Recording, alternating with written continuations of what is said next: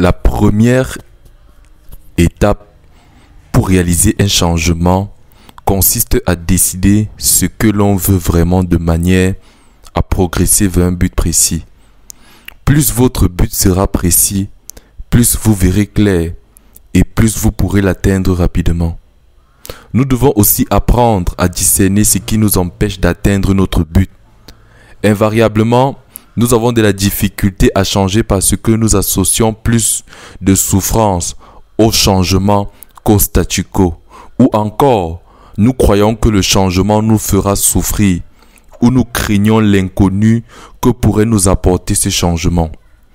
Par exemple, pour quelqu'un qui veut arrêter de fumer, il associera une plus grande souffrance et une plus grande douleur au changement, c'est-à-dire au fait d'arrêter de fumer par rapport au fait de continuer de fumer.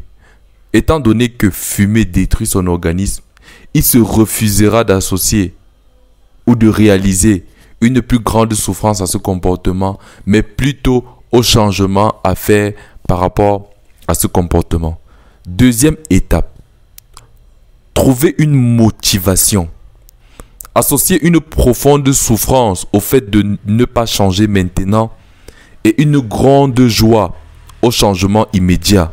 C'est-à-dire, vous devez trouver quelle est la souffrance que vous éprouvez ou éprouverez au fait de refuser de changer votre habitude maintenant. Et identifier en second une grande joie, un sentiment de satisfaction au changement immédiat. La plupart des gens savent qu'ils veulent vraiment changer et pourtant ils ne peuvent s'y résoudre. Or, changer n'est presque jamais une question de faculté, mais bien de motivation. Si on mettait un couteau sur la gorge en disant « Vous ferez mieux de sortir de votre dépression et d'être heureux tout de suite », je suis certain que nous trouverions un moyen de changer à l'instant et dans ces circonstances notre état affectif.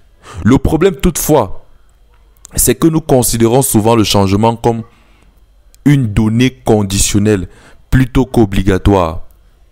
Ou encore nous le considérons comme une obligation, mais une obligation à remplir un de ces jours. La seule façon de changer maintenant est de créer un sentiment d'urgence si intense que nous nous sentons obligés d'aller jusqu'au bout. Pour changer, il faut se rendre compte qu'il ne s'agit pas de demander si l'on peut, mais plutôt si l'on veut changer. Et cette volonté ou cette absence de volonté met en cause notre motivation qui, à son tour, met en cause les doubles pouvoirs qui déterminent notre vie.